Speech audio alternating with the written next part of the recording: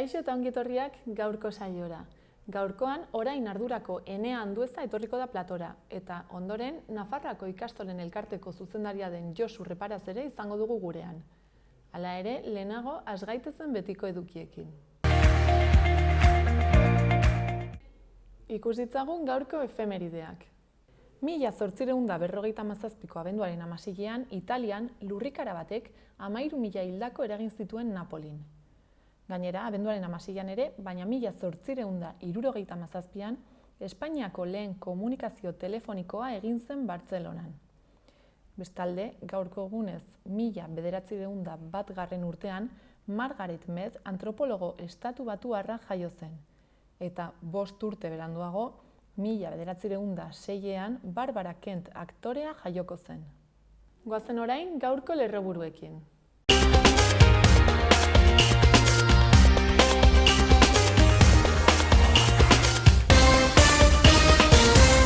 Arratsaldeon eta ongi etorri bertan berri albistegira, gaur abenduaren 16a osteguna, hauek dire Iruñerriak eta Nafarroak utzitako albiste nagusienak. Osasun publikoak egiaztatu du koronavirusaren inzidentzia behera egin duela adinengoengan 3. dosia emateari lotuta. Gaur, Nafarroko osasun plataformak elkartaratzeak egin ditu osasun zentro publiko guztietan kalitatezko osasun arreta publikoaren eta lan baldintza duinak aldarrikatuz. Nafarroak formalki eskatu dio estatuari natura hondamendi eremua izendatzeko uholdengandik. Argako uholdek gehien kaltetu dituzten zonaldeak bisitatu ditu Gomez kontseilariak izan ere 8 milioi eurotik gorakoak izan daitezke nekazaritzako azpiegituretan izandako kalteengatik. Arga ibaiaren azken egunetako ur goraldiak eragindako Andelosko erdiaroko zubia lehenbailen konponduko da. Euskeraren legea onartu zenetik 35 urte pasa direnean, Nafar ikasle guztien hizkuntza eskubideak babestuko dituen euskara lege berri bat aldarrikatu du Ikama Gazte ikasleen plataformak. Enrique Maia alkateak zentsura mozioa pairatu du Baldin eta Navarra sumak EH Bilduko zinegotzi Jose Abaurriaren dimisioa baliatzen badu 2022ko aurrekontuak onartzeko. Nafarroko gobernuak enplegu publikoko 325 lanpostu onartu ditu. Iruñeko liburutegi publikoen sareko 3 zentrok 10 lantegi eskainiko dituzte Eguberrietan 5 eta 13 urte bitarteko aurrei zuzenduta.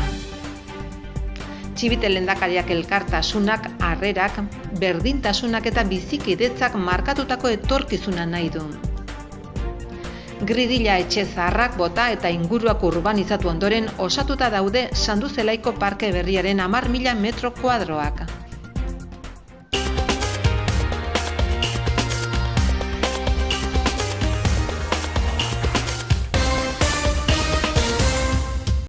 Asteontako agenda errepasatzen jarraituko dugu.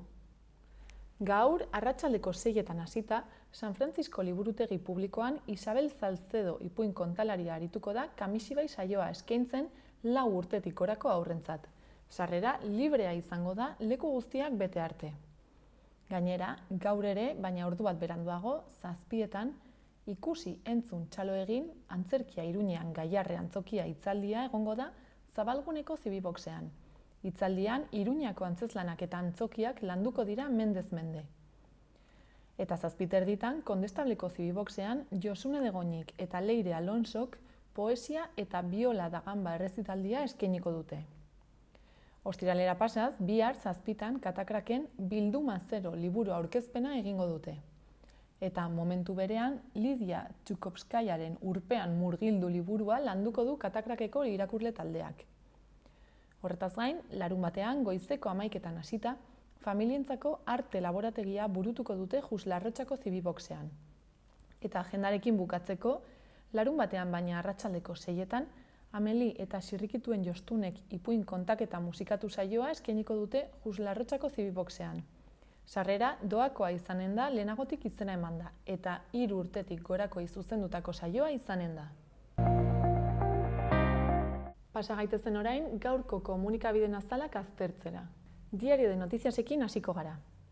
Titularrak dioenez, osasunak behartu ez, baina Gabonetako bilerak gehienez ere 10 pertsonarengana mugatzea gomendatzen du.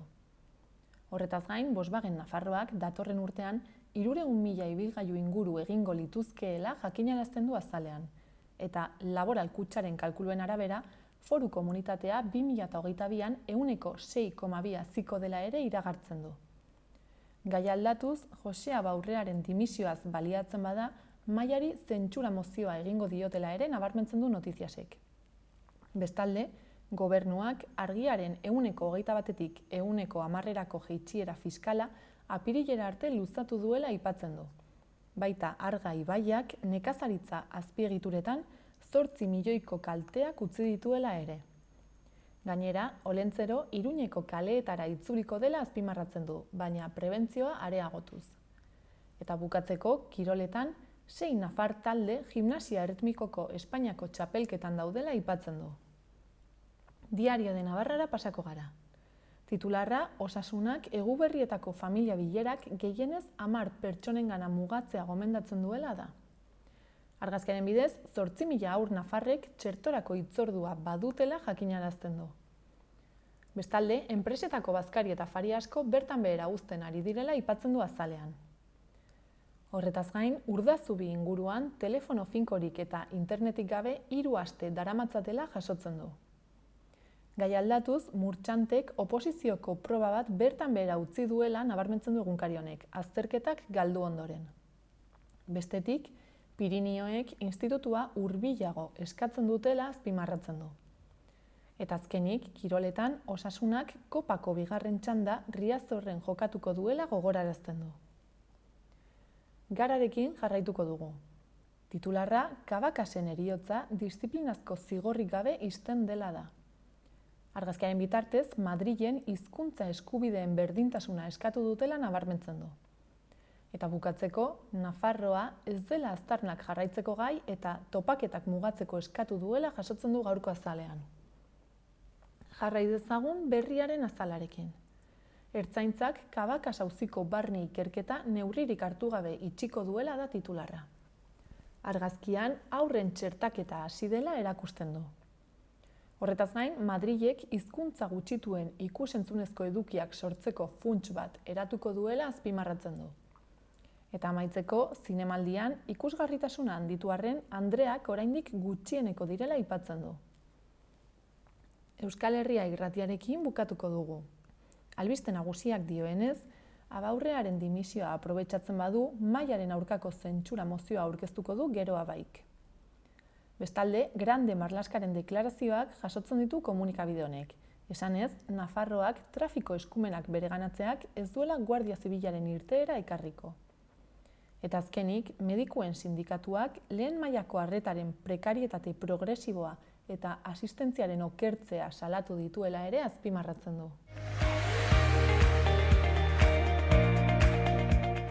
Goazen orain, gaurko eta biharko eguraldien iragarpenak ikustera. Gaur, ostegunean, eguraldiak berdintsu jarraituko du. Iparraldean eguzkitsu egongo da eta giroa epela izango da. Kostapartean behe-lainoa sortu da, baina goizean jasotzera egingo du.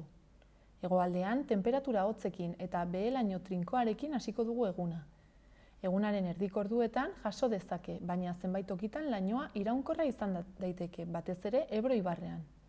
Hegohaizea ibiliko da, baina arratsaldean kostaldean ekialdetik joko du. Eta bihar eguraldiak ildo beretik jarraituko du. Eguzkia jaun eta jabe izango da iparraldean.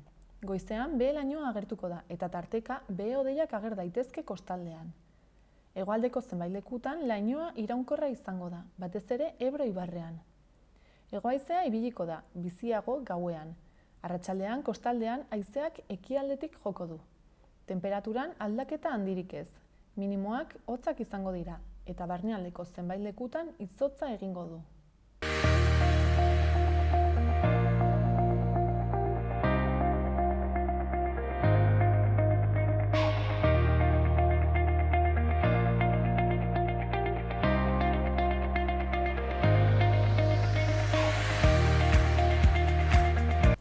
Orain arduratik Enea Andueza etorri da gaur gure platora. Kaixo, Enea? Ipa, egunon. Ze moduz? Bueno, hementxe. bai, zuekin hau konpartitzeko. Bai. Bueno, bereziki etorri zara, pixka bat komentatzera, hemen Iruñean egin zenuten mobilizazioa edo, ez da, larun batean, eta zer moduz joan zen? Bueno, ezen holan oso jendetsua izan, baina uste dugu deigarria eta kalean egoteko beste aukera bat izan zela eta apur bat ezberdina, ez? Beste batzutan egindakotik edo. Eta, zer izan zen aldarrikatu nahi zenutena? Antolatu genuen pixka bat, iaz moduan abenduaren hasieran da elefante txuriaren aurkako nazioarteko eguna. Elefante txuria da pixka bat azpiegitura inposatu xahutzaile eta alferrikakoak biltzen dituen nazioarteko ikonoa edo. Eta orduan, kalean egon nahi izan genuen berriz ere egun horretan, ezen justo abenduaren 8an da, baina egun horren inguruan hori da.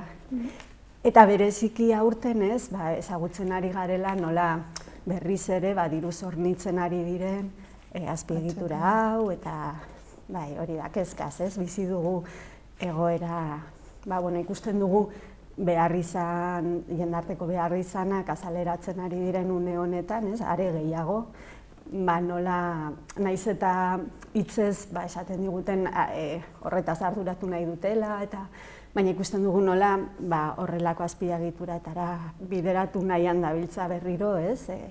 Diru hau, ez?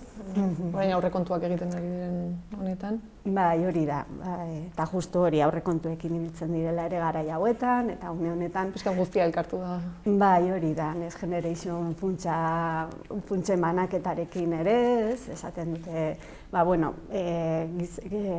jendartea berriro ere, ez? Eman den egoeratik berrera ikitzeko funtsak direla, baina ikusten dugu nola Maria Txibitek ere esaten zuen, zati handi bat, ia 150 milioi euro bideratu nahi diren HT-aren dako hemen Nafarroan. Orduan, kezkaz. Orduan iruditzen zaizu ez, diru hori beste zenbait gauzetara bideratu beharko litzatekeela kasuntan ez, gehiago gizarte zerbitzutara edo, arlo sozialera ez? Hori izan zen aldarrikapen nagusia, larun bateko mobilizazioan eta baita iaz ere bai. Hori da, aurretik ere dirain bat talde justo HT-ak eragiten dituen kalteak, bai ingurugiro mailan, bai jendarte mailan, bai ekonomikoan, salatzen dabiltzan taldeak.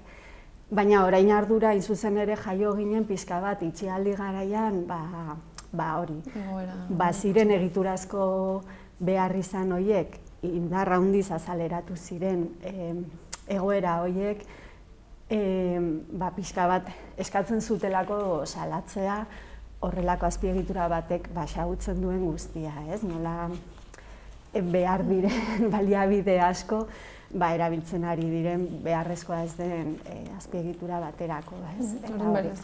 Berezik izango litzateke osasungintza arloan eta ze arlo gehiagotara bideratu beharko litzateke? Ikusten dugu pentsioen gaia hor dagoela, pil-pilean, baita kultur eragileena, euskalgintzako eragileena, zaintzaren zaurgarritasun guztia, prekaritatean nola oinarritzen den, nola sektore migratuen zapalketan, ikusten dugu hainbat eta hainbat sektoreren zaurgarritasuna, prekarizazioa, eta ikusten dugu nola hori lehen esan dakoa, bizkat. Hitzez arduratu nahi dutela esaten dute, baina gero bestetik bideratzen den hori horrelako. Kontrakoa edo egiten dute, bizkat. Hori da. Eta esan dudan bezala hori COVID-osteko funtsetatik eta baita estatuko aurrekontuetatik, Nafarrora bideratzen diren aurrekontu horietatik, dirudienez 150 baino zerbait gehiago bideratu nahi da ere HT-aren dako.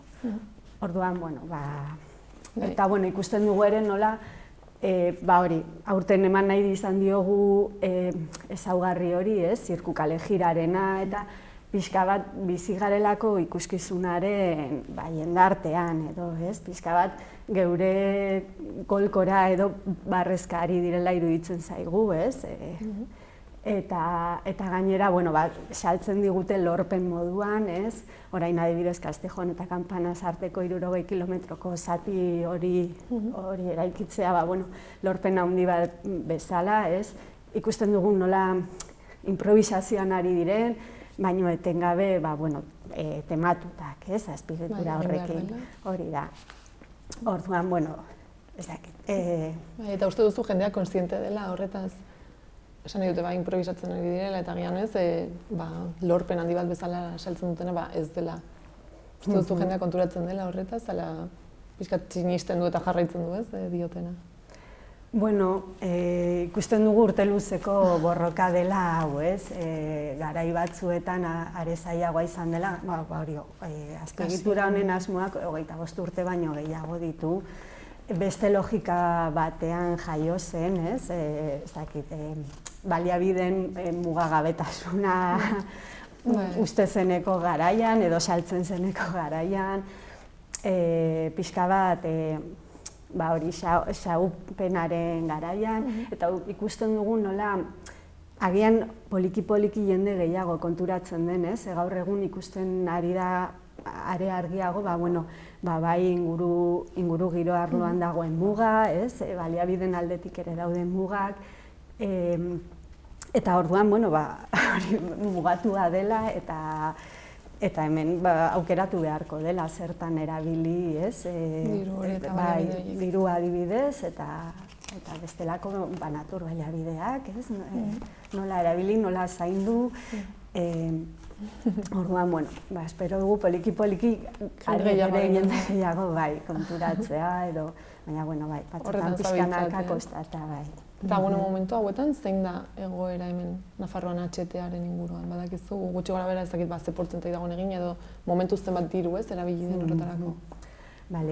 Eginak daude 25 kilometro inguru, oso gutxi da, 200 kilometro ingurukoa da hemen Nafarroan proiektua, eta diru aldetik ere gastatu dena izan da 104 inguru. Orduan oraindik. Hori da, gehiena, baina alde nabarmen handiz egiteko dago, bai. Eta, hor dugu adibidez, estatu mailan egin zen txosten bat, Aire elkarteak egindakoa, nola gomendatzen duen, 50-tik berako bera eginik dauden azpiegiturak edo bertan bera usteko, adibidez, edo, Orduan badaude, txostenak eta gomendioak esaten dutenak gelditu beharko litzatekeela proiektu hau. Hori da, bai. Eta hala ere. Eta zein da ez, ematen duten arrazoia edo honekin aurrera egiteko edo honekin jarraitzeko? Pixkat saltzen dutena, ez? Hau dela modernotasunarekin lotuta, ez? Ez dundik haien mezuen zabalpena egingo pixka bat hori, lehuratu nahi gaituzte horrelako gauzekin, ez? Baina, uste duguna da, esaten dutena zarago, atzean honek dakarren guztia begiratu behar dela, ez? Hori. Ondorioak eta... Hori da, ondorioak, jendarten moduan eragingo dizkigun ondorioak, gu orain ardura moduan bereziki, hori da, alde batetik hemen jartzen den dirua ez dela beste gauzetan jarriko, ez? Orain dela ia urte bete, batera genuen pixka bat ere kanpainatxo moduko bat baliokidetasunen inguruan, ez? HT-aren kilometro bakoitzeko, ze beste jendarte zerbitzu edo sortu zitezkeen edo. Eta ikusten genuen kilometro bakoitzeko adibidez eraiki zitekeela ospitale bat edo bi ikastetxe, edo ia 1000 soldata duin inguru, edo zahar-egoitzetako ia 800 plaza, edo urte osoko ikastetxeko otordue 52.000 otordu inguru urte osorako, ikasle bakoitzeko, eta horrela, ez? Estimazioak dira, baina ikusten duguna da, batzutan kostatu egiten zaigula kopuru horrek hori da, zer esan nahi duen, ez, imaginatzea.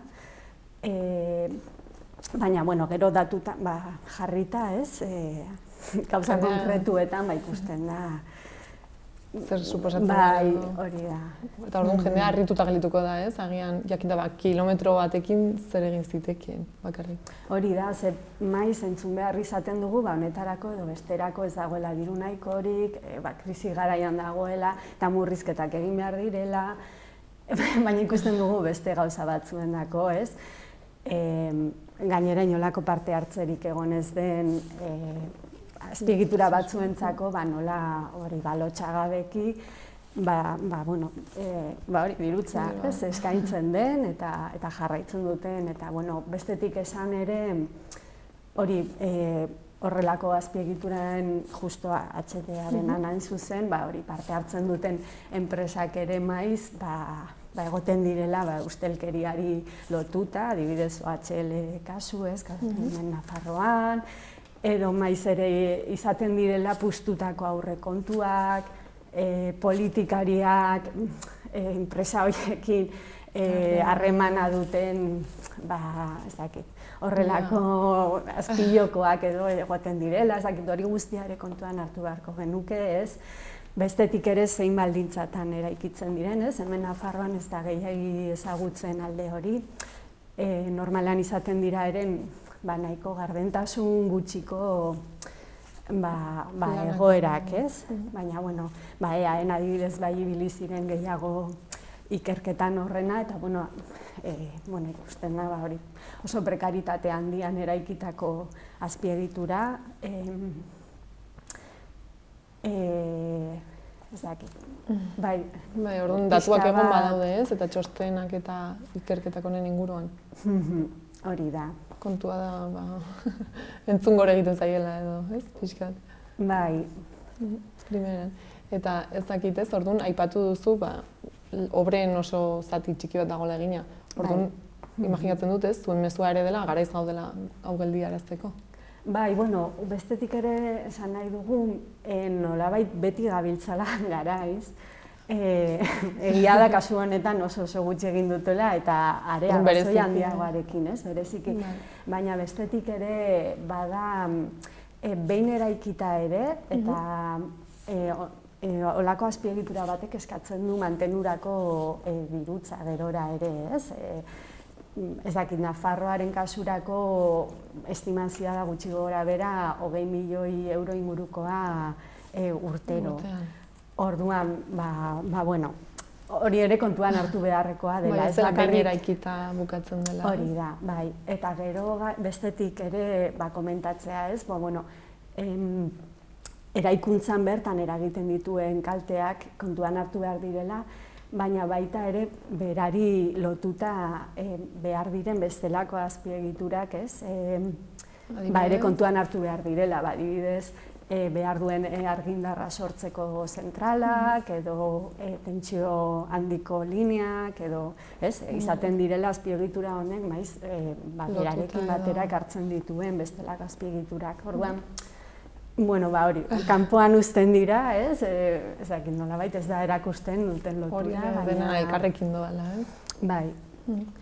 Gainera ere aipatzen duzu ez dela bakarrik ez gastua, baizik eta gero honek ere zorpetuko gaituela, ez? Hori da, bai. Horrek ere kezka eragiten digu, ez? Gainera ikusten dugu nola batzuetan, ez, horrelako azpiegiturak diru publikoz eraikitzen diren, diru publikoz mantentzen diren, baina gero kasu honetan uste dugu ez dela egongo, ez? Baina mundu mailan adibidez etekina sortzen hasten direnean zerbitzuen aldetik, horrelako azpiegiturak, behar bada privatizatzeko joera dagoen, ez? Liberalizazio edo deitzen dioten horretan, ez? Baina gero porrote egiten badut eta galerak badaude, berriz ere diru publikora itzultzen den, ez? Eta, dinamika horren barruan dagoen azpiegituretako bat dela, ez? Eta, pixka bat hori lehen aipatu dudan ustelkeriaren kontu hori, ez? Horri lotuta egon izaten dela, hori ez dela hemengo kontu bat, nazioarte mailan, ematen den fenomenoa ere badela, eta pixka bat hori guztia, ez osotasun hori ikusi beharra dagoela. Eta hemen noizbait egon da horrelako beste proiekturen bat, badakizu agian, ezakite? Ikusten dugu ez dakite, pixkat, orain arduran aritzen gara atxetearen ingurua, baina behar bada pixka bat dinamika hau badela Orokortzen hori da. bai, naturbaliabideen inguruan, ez? Bueno, orain dela gutxi, ez? Ezagutu da, adibidez, OHL ere hor da bilela tartean Nafarroko uren privatizazioaren kontu batekin, eta bar, ez? Bueno, ez dakit. Indartzen ari den joera bat agian. Bai, ematen du, ez? Bai, lurra, ura, airea, ez, bueno, hor daude negozio bihurturik, eta orduan, Gure etorkizuna, ez, baldintzatu dezake horrek. Bai. Etorkizuna eta, bueno, bizimodua ere, gaur egungoa. Hori da, erabat, bai. Eta zer uste duzu egin dezakegula, ez, norbanako bezala? Honen aurka esan dut. Bueno, guk hemendik ere, ezakit, probestu nahi dugu espazioa, bueno, eskerrak emateko, larun bateko mobilizazioan parte hartu zuten norbanako zein kolektibo guztiei, ez? Bai, asko eskertzen diegula egotea, asko eskertzen dugula ere haien borroka eta aldarrikapena, ez? Egotea gure baitan. Bueno, suposatut hainbat eta hainbat alorretan lanean jarraitzea, ez?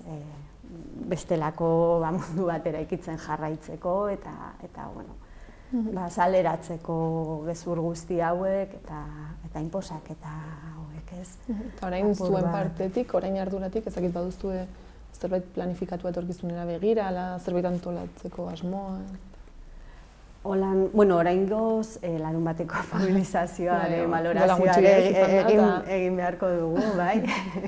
Oraindik ez gara elkartu, eta bueno, gerora, zoritxarrez, ikusten dugunez, haien asmoa oraingoz ematen du jarraitzea denez, jarraitu beharko dugu hori salatzen, ez dakigu justu nola, beste taldeak ere badira, ez? HT gelditu, edo eskualdetako plataformak, edo baina, bueno, hor jarraitu beharko dugu, gelditzeko eskatuz, oraingoz ikusten dugunez, ez dago asmorik, ez, zoritxarrez, baina, bueno, ia, bideren bat ez irekitzen den hori azializateko.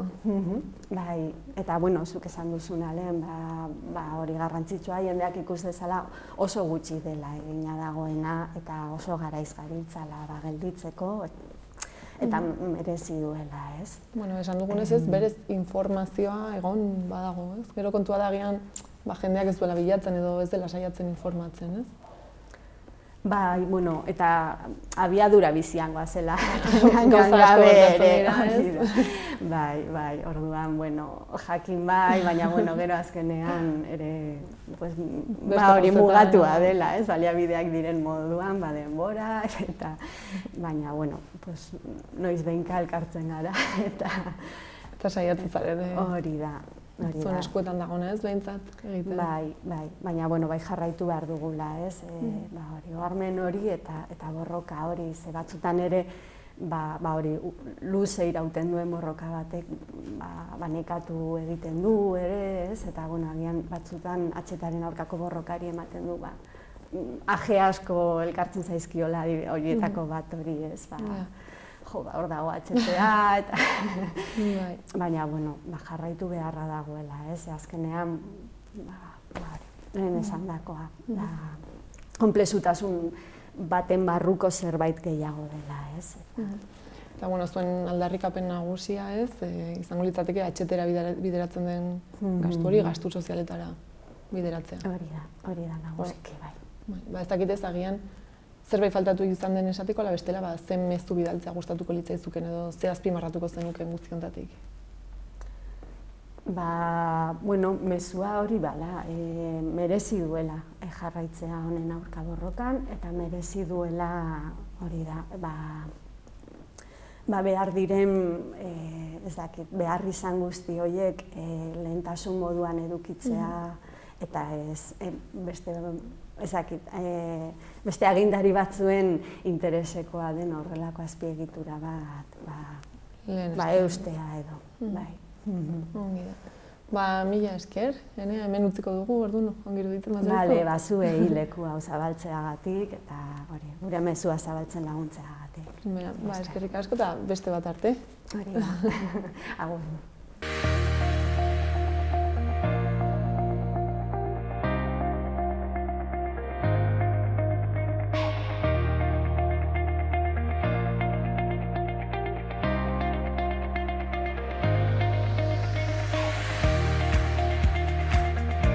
Udalerrietako albistetara pasako gara.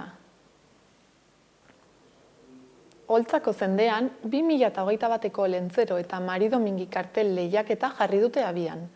16 urtera arteko haur guztiek hartzezakete parte abenduaren 21 arte, eta lehiaketaren oinarri guztiak online kontsulta daitezke.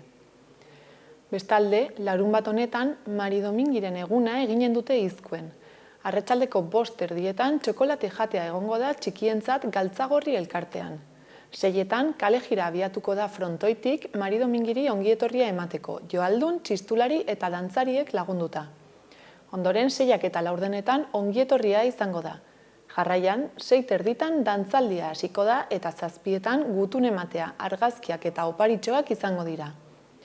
Eta gainera, horretaz gain, eguberri osoetarako egitaraua online aurki daiteke. Eta Oltzako zendearekin amaitzeko, igande honetan, Ororbiako kontzejuan, Desaparecida aquí Patricia Somosaren 16 urtetik gorakoentzako monologoa izango da arratsaldeko 7etan doan. Iruñean, urtarrilaren 4 arte, Txantrea, Sanduzelai, San Francisco eta Etxabakoitzeko liburutegi publikoek askotariko edukiei buruzko 10 lantegi eskainiko dituzte guztira, Gabonetako opor egunetan goiztetan. Eskaintza osoak 5 eta 13 urte bitarteko tartea estaltzen duten jarduerak biltzen ditu. Gaztelaniazko eta euskarazko jarduerak egonen dira eta 8 lantegi abenduan izanen dira eta beste 2 urtarrilean. Liburuen balorazioa formatuari eta edukiei dagokienez programazioaren funtsezko ardatza da. Hitz margotuak lantegiaren edizio berria eginen da, idazketa argazkilaritza binomioan oinarrituta. Narratiba plastikoen jarduera bat, irakurketa edukiei buruzko collage sortzaileak eta bitakora koadernoa non liburu bat argitaratzen irakasten baita, ura josten eta azalak jartzen. Baina horretaz gain, sormen lantegi bat izanen da, legoekin Iruñeko irudiak erreproduzitzeko eta beste 2 idazketakoak, kode idazketakoak baina robotikan izanen baitute ardatz. Zabalik dago, jarduera guztietan lekua eskatzeko epea. Aurrez aurre, astelenetik ostiralera, ordubietatik 8 Txantrean eta Etxabakoitzen. Eta astelenetik ostiralera, goizeko 8 arratsaldeko 8 San Frantziskon. Baita, liburutegietara telefonoz deituz edo haiekin posta elektronikoz komunikatuz ere. Eta horretaz gain, gaia aldatuz, Gridilla etxe zaharrak bota eta inguruak urbanizatu ondoren, osatuta daude Sanduzelaiko parke berriaren 10.000 metro kuadroak. Hirigintza batzordeak eta gerentziak eremua bisitatu dute obrak amaitu ondoren.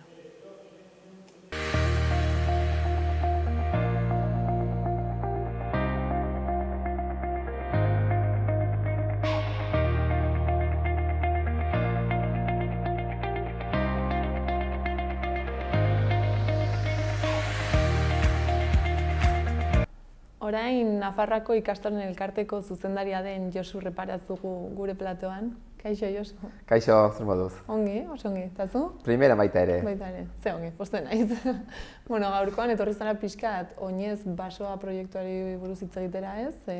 Abenduaren 3an Orreaga Fundazioak sari bat eman zizuen pixkat proiektu honi, goraipamena egiteko edo. Bai, hori da, diozun bezala, guretzako izan zen oso berri ona. Orreaga elkartea bezalako elkarte batek gure proiektu hau omendu nahi izateagatik.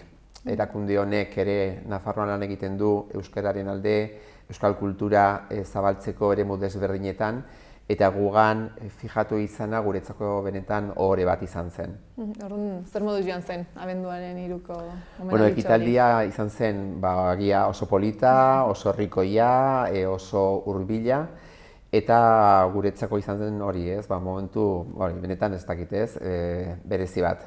Ez gara gizarte honetan oso emanak gauzak eskertu eta baloratzeko, eta kanpoko pertsonek holako gure proiektu horretan fijatu izanak, guretzako hori, asko suposatu zuen, eta ikustea momentu horretan nieko lehendakaria, Elena Zabaleta, eta Marta Igoa dela egitasmoaren bultzatzailea eta Nafarroaintzeko koordinatzailea saria jasotzen, niretzako izan zen ere benetan oso hunkigarria.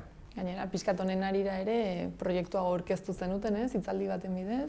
Bai, orduan Orreaga Fundazioak sariarekin batera nahi izan zuen egitasmo hau gizarteratzea eta ezagutzen ematea, eta antolatu zuen hitzaldi bat Kondestablaren jauregian, eta hori izan genuen azterga, oinez basoa. Nafarra oineza denok ezagutzen dugu, baina agian oinez basoa oraindik ere ez da ezaguna, ala geroz eta gehiago? Badakizu oinez basoa dela Nafarra oinezen baitan dagoen egitasmoetako bat. Nafarra oineza ez da egun batetara mugatzen den festa, urte osoa hartzen duen festa bada, eta hor hainbat mugarri ditugu urtean zehar. Horietako bada oinez basoa, beste bat da artea oinez, horrek jartzen du balioan gizarte honetan dauden gure sortzaile artisten lana, jartzen dutelako beraien lana gure eskuetan guk landu dezagun, eta baita ere ikastolei eta Nafarroako euskarari aitortza egiteko modu bat delako. Hor daukagu ere txikiak handu egitasmoa, eta guretzako ere oso proiektu kutxuna da, bertan jartzen dugulako munduan dauden hainbat hizkuntz txiki eta gutxituren balioa eta onditasuna hor mahai gainean. Eta nola ez, oinez basoak ere gurean badauka toki berezi bat. Eta duela zenbat urte sortu zen proiektu hau, eta pixkat nola sortu zen, ez? Bai, proiektu hau martxan jarri zen ja direla 10 urte, eta sortu zen geneukan kezka batengatik. Nik uste dut jasangarritasuna bai dela ikastolok izan dugun kezka bat hasieratik. Beti saiatu gara gure hezkuntza sisteman balio hauek lantzen. Saiatu gara betidanik ikasleak sentiberetasuna izaten naturarekiko eta bere zainketarekiko. Beti esan ditugu, gure egitekoen artean zegoela errespetua garatzea, errespetua norberak bere buruari, errespetua besteei, ezberdinei, eta baita ere errespetua ingurugiroari. Orduan, bagaineukan nolabai sentiberetasun hori direla urte asko. Baina gero, izan ginen ere oso kontziente, Nafarroa oinez bezalako festa erraldoi batek sortzen dituela ere inpaktuak naturan, sortzen dugu kutsadura, mugitzen ditugun, garraioekin, kotxeekin, autobusekin, oran kontziente ginen horretaz ere. Eta egin baziren ere aurreko urte askotan ja, hori zaborren biltze sailkatu bat, eta hori sustatzen joan baginen ere baso berrerabilgarriak txertatuz festan, nolabait plastikoaren erabilera asko mugatuz eta bar, ikusi genuen posible zela egitea beste ekintza esanguratsuago bat, eta Nafarroa oinezak ospatzen ziren herrietan baso bat landatzarena sortu zen. Etzen erreza izan, zertarako behar duzu lur zail bat, behar duzu parte askoren implikazioa, bertan parte hartzen dute herriko udalek, erakunde garrantzitsu bat dira, garrantzitsua da Nafarroa Gobernuko partaidetza, eta gero zuhaitz horiek guztiak babestu eta erosteko ere, hainbat eta hainbat ikastola hartako gurasoen, langileen, inguruko enpresen elkarlana izan dugu. Orduan horrela sortzen da egitasmo hau, eta lehenengo zuhaitzak landatzen dira Arbizuko eremuan, Arbizuko basoan. Baso hori sortzen da bi ikastolen arteko loturari esker edo elkarlanari esker, eta izan ziren Etxerriko Andre Mari ikastola eta Tarrabiako Padeziganda ikastola. 2010ean ospatu zuen Nafarroa oineza Padezigandak, etzen posibilizan momentu hartan oraindik ideia oso berria zelako gauzatzea eta lekutzea basoa hori Atarrabian, eta egin zen Arbizun. Landatu ziren oso baritate desberdinak, eta baso honek izan du gero bere bilakaeran, sortu delako ere olako ur putzu antzeko bat, eta bertan igelak ari dira sortzen. Eta gainera, igel berezi bada, desagertzeko arriskoan zegoena, eta ja, nolabait baso horretan bota ditu sustraiak, eta orduan hori da sortu genuen lehenengo basoa, guretzako beti oso berezia den baso bat, eta ondoren etorri dira nafarroinezak egon diren toki guztietako basoak. Momentu hauetan zenbat baso? Momentu honetan sortu dira ja 11 baso, 11garrena oraina hasiko da sortzen Lizarran, eta esan behar da baso guzti horiek direla oso desberdinak. Bai, adibidez, Baztanen egin zenean Nafarroineza, sortu zen oso baso berezia. Bertako bi zuhaitz espezie desagertzear zeudenak, ez ditut orain gogoratzen izenak, horiek berreskuratu ziren eta landatu ziren Baztango bailaran dauden adina biztanle. Landatu ziren, 9.000 zuhaitz inguru, asmo horretan, nolabait hori, balioan jarriz hori, eta baita ere, momentu hartan berreskuratu zen ohitura bat, non etxe bakoitzak ereiten zituen zuhaitzen haziak, eta hortik sortzen ziren zuhaitzak gero landatzen ziren. Orduan izan zen oso uztarketa polita, galtzear zeuden bi barietate landatzearena, eta bailaran hain garatua eta hain polita zen, eta ere desagertzear zegoen ohitura hori berreskuratzearena. Eta horrela joan gara, tokian beti zuhaitz ezberdinak landatuz eta baso ezberdinak sortuz. Zangotzan adibidez sortu zen fruituak ematen dituen baso bat, hau da baso jangarri bat, eta erabili zen hortarako antzinan zabortegi izandako bat. Orduan joan gara ere berreskuratzen nahiko kaltetuak zeuden eremuak. Gauza bera egin zen Lesakako eremuetan, sute batek suntsitu zuen basoaren zati handi bat Nafarroineza ospatu baino 2 urte lehenago, eta toki hori berlandatu zen eta berreskuratu zen. Orduan beti joan gara nolabait hori kontutan hartzen non sortzen zen basoa, ze behar zituen inguruak eta zer egin genezakeen ere Nafarroinezeko baso horiekin, inguruko natura hori berreskuratzeko eta baso horiek balioan jartzeko. Gainera, ez da bakarrik joan eta landatu, baizik eta gero ere jarraipen bat egiten duzu eta jarraitzen duzu lantzen. Bai, jarraipen bat egiten da, eta baso honek eduki du egia da, oso harrera ona, ez bakarrik landatu den ikastoletan, herrietan, unibertsitateak ere oso begionez hartu zuen egitasmo hau, eta daukagun sustatzaile garrantzitsuenetako bat. Bertako departamentu bat, NATO zientzietaz arduratzen departamentu batek jarraipena egiten du, eta adibidez Tafallako basoa dago monitorizatua. Eta egiten zaio jarraipen bat, eta egin dira esku hartze didaktikoak, egon dira unibertsitateko irakasleak ikasleekin, baso hori da oso bizia, ze hori hasi ziren ikasleak beraien eskurtsoak landatuz. Eskurtso horiek ikastolan bertan ikusten da nola jaiotzen diren, nola joaten diren handitzen zaintzen dituzte, eta pasatzen denean 2 urte edo jarraitzen dute zuhaitz horiek landatzen. Beraz, basoa 2011 urtean sortu bazen ere, hango Nafarroineza egin ondoren izan du jarraipen bat. Eta, hiltzen diren zuhaitzak ere berriz aldatu egiten dira eta ikasleak mantentzen dute baso hori bizirik. Eta ikusgarria da, baso horrek 10 urte ditu, 10 urte hauetan ze bilakaera izan duen eta nola joan den ja gorpuzten, eta hori dago dokumentatuta. Eta baita ere dago monitorizatuta, eta ikusten da zenbat CO2 isurketa berreskuratzen dituen basoak eta bilakatzen dituen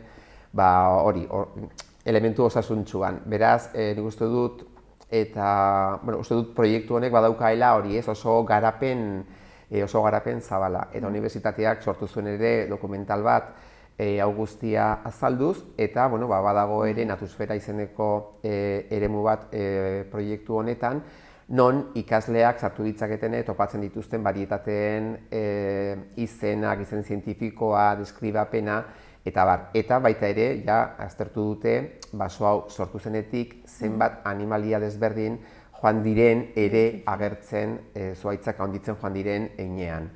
Eta proiektu hauekin joan gara ere baita ere bereziki saguzarrentzat kabiak eta bar, kaiolak sortzen. Bueno, nolabait hori ez, naturak dituen elementu desberdinak, zuhaitzak, animaliak, gaztiak eta bar, bere tokia izan dezaten. Egitasmo bizi bat da, ez, azken finean? Hori da, bai, hori da. Beti dago Beti dago aldatzen, mugitzen, adibidez, Tuteran ja bi baso sortu dira, egon direlako bi nafarroinez tarte honetan, eta bi basoak dira oso desberdinak. Eta beti saiatzen gara egokitzen eremura eta hori, eta noski bertan egon daitezkeen zuhaitzak landatzen. Eta noski gero zuhaitz horiek beti badugu helburua hori ez, izatea helburu didaktiko bat eta gero eta gehiago gizarteak balioan jartzea. Zuhaitz bat landatzen duzunean ari zara gauza etorkizuneko gauza bat egiten, eta ari zara hori ez, mugarri bat ezartzen ere hor bidean, eta hori handitu egingo da, eta hori da, guretzako metafora bat ere bada zuhaitz bat, ez? Zuhaitz hori handitzen duan heinean, gure konpromisoa ere handitzen ari da ingurugiroarekin. Aipatu duzu ez, nupetik neurketak egiten dituztela, eta orduan Nafarroa oinezak sortzen duen kutsadura konpentsatuta dago, esan daiteke? Begira, hori bai dagoela aztertuta, ari da, oraindik ez badugu ere guztiz konpentsatzen, gaude ja oso hurbil hori konpentsatzetik. Eta bai ditugu datuak, Nafarroa oinezak baditulako hainbat festa, eta bada adibidez San Ferminetan egiten dena, eta hor bai ditugu datuak nola joan garen, hori ez, sortzen diren, hori ez, kutsadura elementu guzti hauek, nola joan den berrerabilpena handitzen, nola joan den zaborren bilketa antolatu hori bideratzen, hor badaude datuak, ez? Eta egia da, hemen Iruñerriko mankomunitateak izugarrizko apostua egin duela gurekin ere, eta beraiekin elkarlanean proiektu honek hartu duela ere balore garrantzitsu bat, esan nahi dut, hori ez, hartzea ardura sortzen dugun zabor guztiarekin, hori txikitzen saiatzea, plastikozko elementuak gero eta gutxiago erabiltzea, eta ez, orduan hori bai daude datuak, eta hor egia da azkeneko 10 urte hauetan egin den bilakaera dela izugarria, sortzen ziren zaborrak orain dela 10 urte eta orain sortzen direnak ez dute zerikusirik, eta sortzen diren zabor horiek duten trataera eta daukaten bilketa selektiboak ere ez dauka zerikusirik. Orduan esango zenuke hasierako helburu horiek bete direla, behintzat betetzear daudela? Bueno, nik uste dut hori ari garela bidea egiten, nik uste dut gauza asko egin direla, ze oinez baso hauei esker ja dagoeneko landatu dira 50.000 zuhaitz Nafarroan. Badirudi erraza dela, baina 50.000 zuhaitz landatzea asko da, eta nik uste dut benetan gure ikastolon identitatearekin bat egiten duen asmoa dela. Aipatu duzu, hitzaldi bat egon zela, aipatu dugu Kondestable Jauregian, nik uste dut hango sarreran komentatu nuen niretzako esanguratsua den gauza bat, ez? Ze munduan egon dira saiakera asko naturaren zainketarekin, konpromiso horretan lan handia egin dutenak, ez? Eta jarri nuen adibide bat, niretzako artezalea naizenez, geroztik ere, hori, niretzako oso garrantzitsua dena. 1985ean, Josep Beuys izeneko artista alemandar batek egin zuen honelako interbentzio eskuhartze artistiko bat oso berezia. Bera ja ordurako zen Alemania artista izugarrizko ospea zeukana, izugarrizko garrantzia zeukana. Mundu guztiak ematen du bere izan dela 20. mendean egon den artistarik iraultzaileenetako bat eta garrantzitsuenetako bat. Eta gonbidatu gisa egin zuena izan zen hango dokumenta egin zenean, 5. dokumenta egin zenean, museoko atean, utzi zituen pilatuta 7.000 basaltozko harri pieza handi. Eta zeukan instrukzio bakar bat, ezingo zirela inola ere kendu pieza hori denak, harri hori denak hor aurretik, bai Alemanian edo bai munduan barna 7.000 zuhaitz, eta zuhaitzak ziren bereziki aritzak, landatzen zen bitartean, eta horrela ditzen zen bere interbentzioa, ez? 7.000 aritz.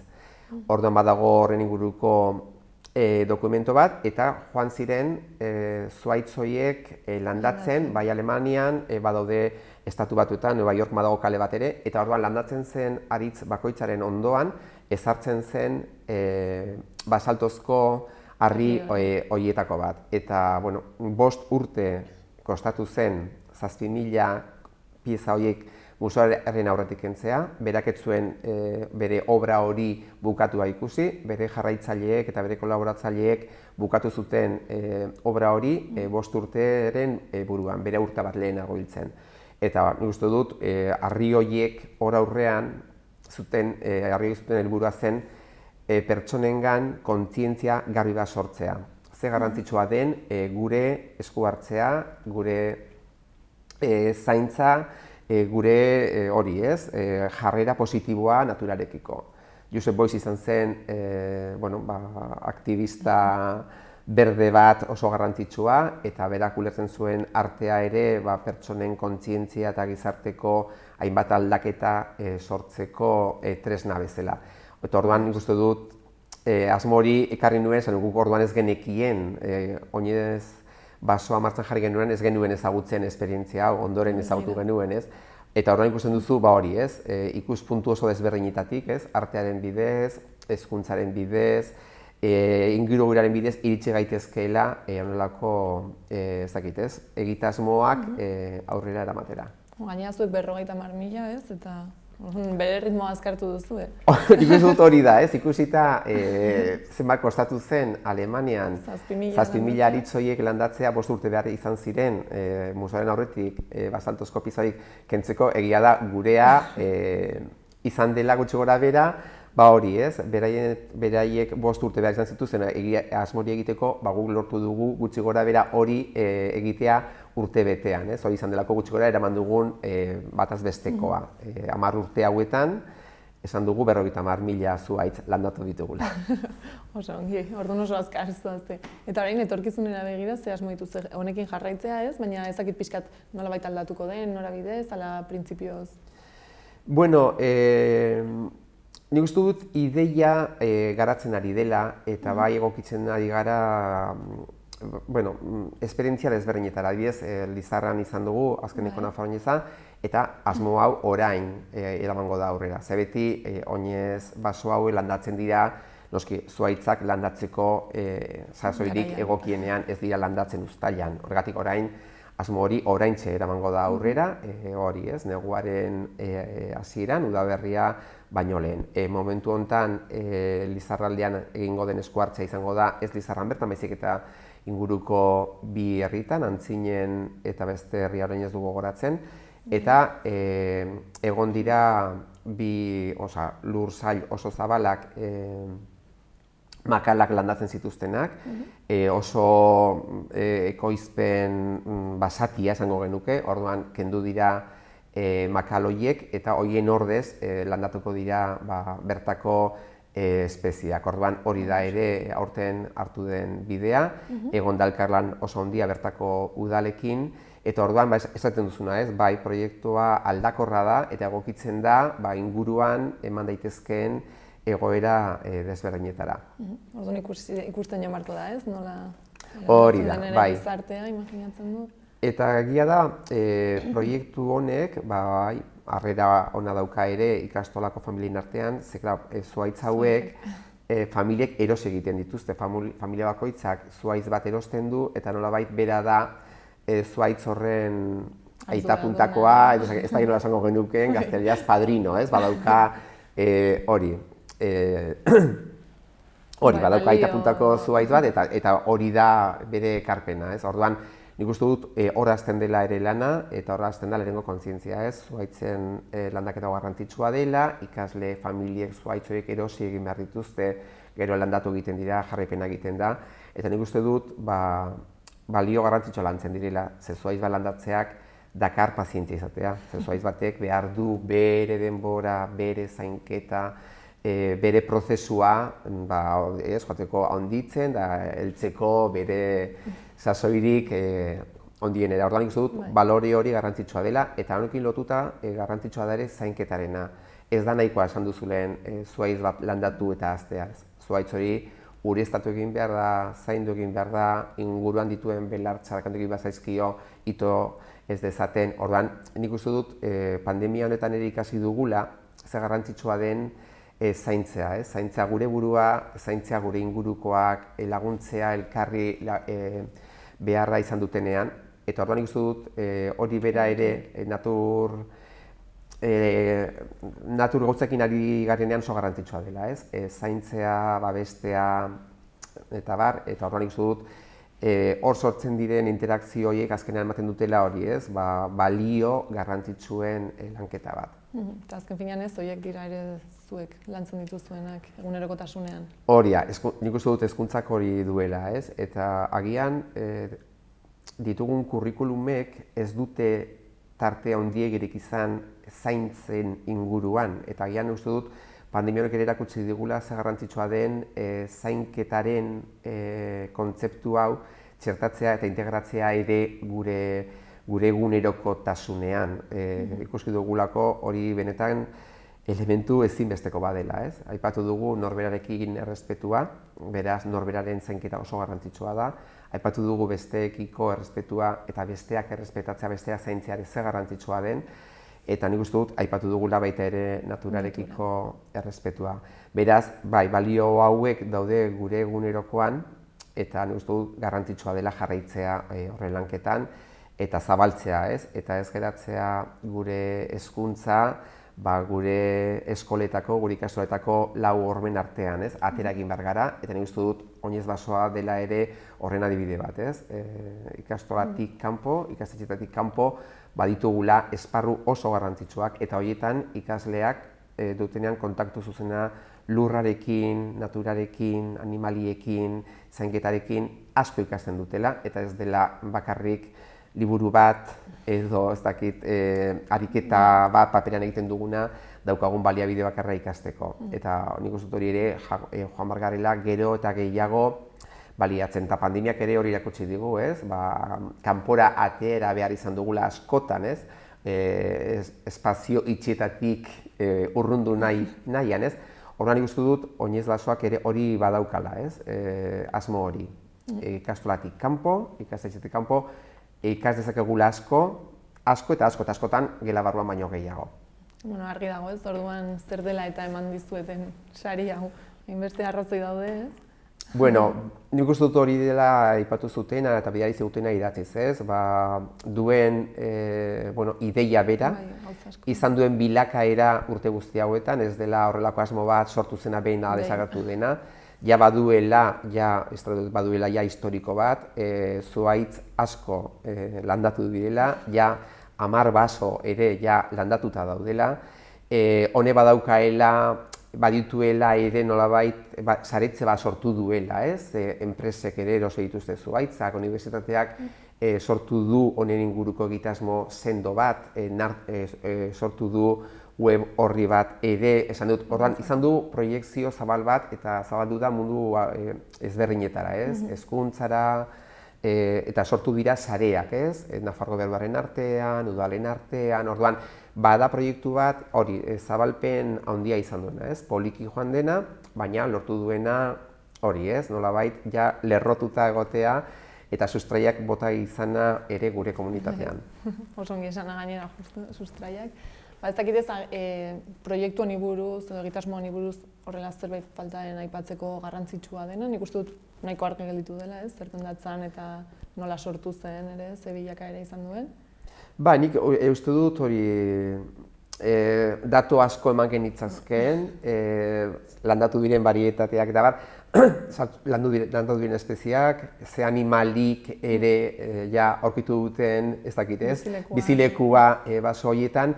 Nik uste dut, ja aipatu dugula hori ez, zein den bere helburua, zein den bere funtzionatzeko modua, eta egia da oso eskertua gaudegu Orreaga Fundazioak bere ez dakit, sari hau gugan jarri izanagatik eta pentsatzeagatik, ez? Eta oso hunkigarria izan zen ere, eman zizkiguten arrazoiak sari hori emateko, bai. Indar gehiago orduan, datuzen basoak. Hau da, impulso hartzeko beste elementu bat bidean, bai. Primeran, ez dakit hemen utziko dugunez, agian bai, eta... Primeran, bai. Urrengo batean, kontatuko dizkiguzu gauza berriak. Osongi. Plazer bada zuekin egotea hemen. Mila esker. Mila esker zuei. Beste bat arte.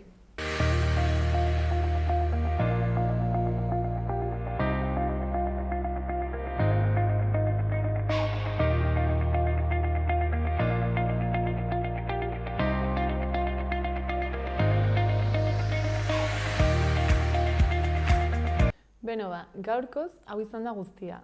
Orain, saioarekin bukatzeko, oinez basoari buruzko erreportai batekin utziko zaituztegu. Mila esker, oregoteagatik eta bihar arte.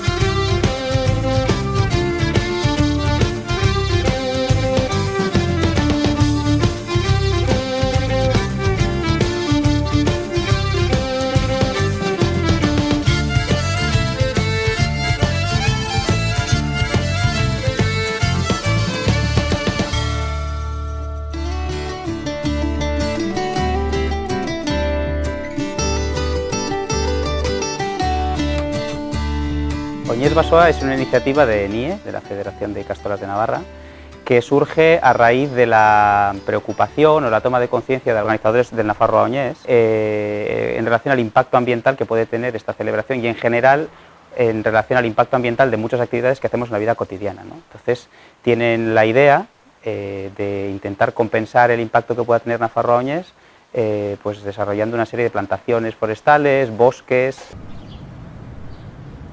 Beste pare bat helburu ditu, bata da basoak sortzea, zonalde ezberdinetan, baina beste bat ere da sostengarritasuna zentzu zabalean. Lanketa egitea gai honen inguruan eta zuhaitz horien bitartez orekatzea edo saihestea neurri batean bederen dauden CO2 isurketa horiek. Y a raíz de eso se dan cuenta de que les gustaría que alguien, en cierta manera, les cuantifique si esta iniciativa que están tomando ellos, un poco a partir de ideas generales, está realmente teniendo un impacto en el medio ambiente, en concreto y en particular en la compensación de emisiones de gases de efecto invernadero, que era su principal preocupación, y por eso acuden a nosotros.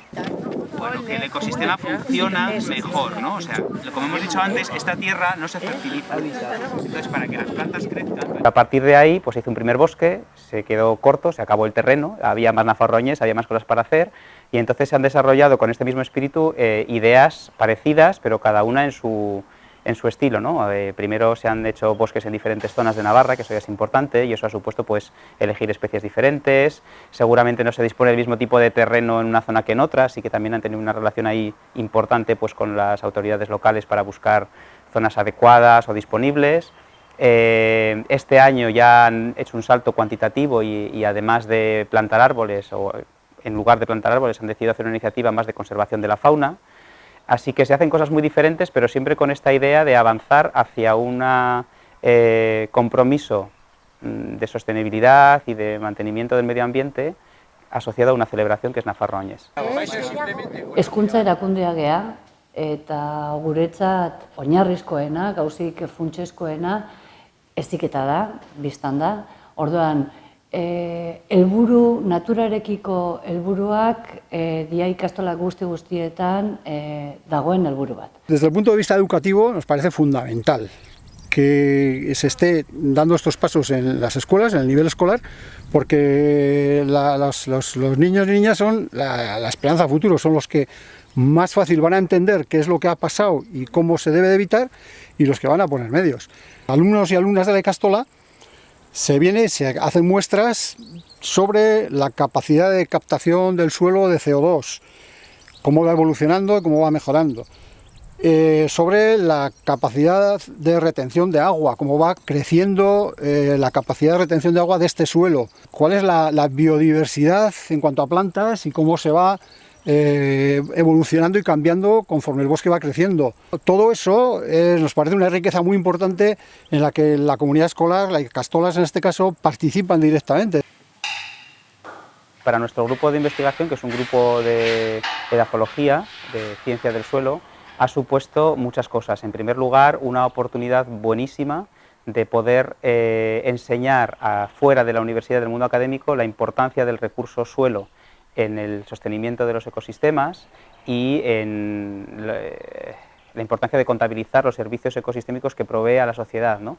Y además, en el caso particular del proyecto que estamos desarrollando ahora con el Gobierno de Navarra, pues nos ha supuesto tener una financiación que nos permite avanzar en un objetivo del que siempre hablamos, pero muy pocas veces materializamos, que es transferir lo que nosotros podemos generar en la universidad a la sociedad, y en este caso a una comunidad educativa muy amplia, que es la que forma NIE, y a centros escolares que tienen la suerte de tener asociados a su actividad un espacio en el que ellos controlan la intervención que se hace desde el punto de vista del manejo del territorio, la reforestación.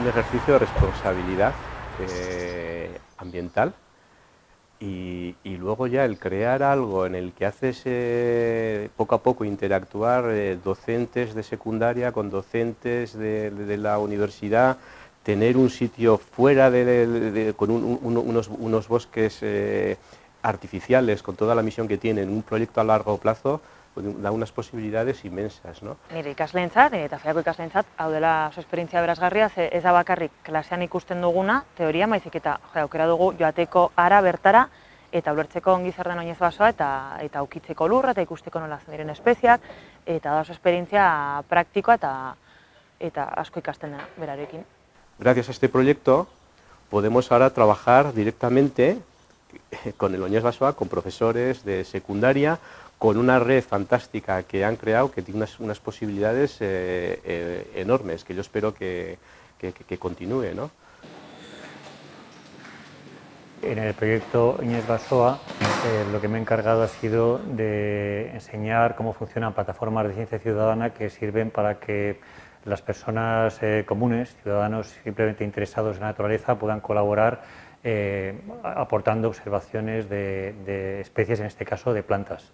Pues la plataforma en concreto que hemos utilizado se llama Natusfera, que es una de muchas, hay otras como iNaturalist u Observados, que consisten en lugares de internet a los que se puede acceder en la actualidad con móvil y se puede hacer una observación en el campo, normalmente acompañado de una fotografía, y se sube a internet. Si sabes el nombre lo pones, y si no, pues pones simplemente planta o necesito ayuda, y la comunidad de usuarios pues, puede identificarla o corregir tu identificación. Y en este caso se trata de identificar plantas de los lugares, de los bosques de Oñez Basoa. En el caso del uso de las plataformas de ciencia ciudadana en la enseñanza, yo creo que la dimensión, o las dos dimensiones más importantes son, por una parte, la educativa, de saber que existe y que pueden contribuir al avance de la ciencia, y luego que puede servir para concienciarse de la existencia de elementos del medio natural que hay veces que muchos alumnos pues son urbanitas, incluso aunque vivan en pueblos.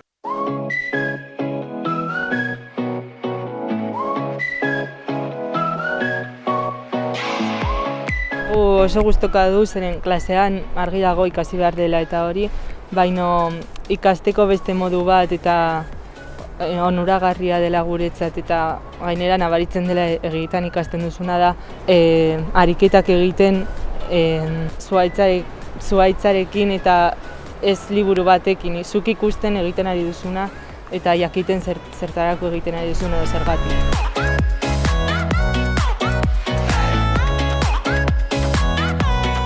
Hurrengo 20 urteetan oinez basoa nahiko nuke handiegotea, zuhaitz handiekin eta gainera bizitza gehiagorekin. Ikusten dugulako gehiago landu ditugula eta gure tradizioa jarraitu egin dela. Eta gero animali gehiagorekin. 2019 urtean 9 baso ditugu, Arbizun, Tafallan, Zangotzan, Baztanen, Lesakan, Lodosa Sartagudan eta Tuteran jabat zegoen eta urten berriro ere 2019 urtean beste bat.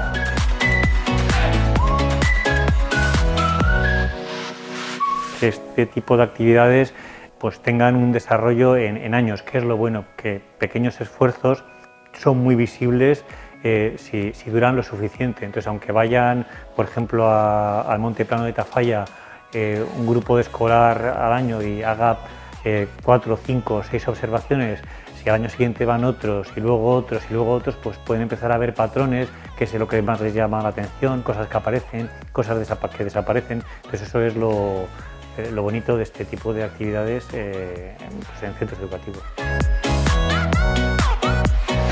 Respecto a Oñez Basoa como proyecto, tengo claro que tiene un futuro muy prometedor.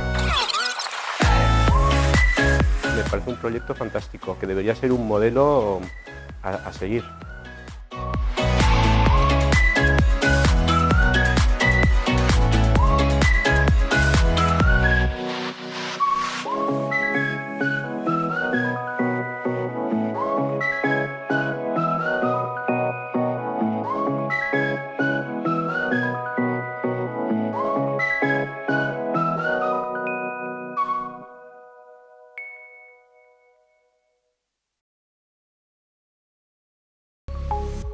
Gobierno de Navarra. Nafarroako gobernua.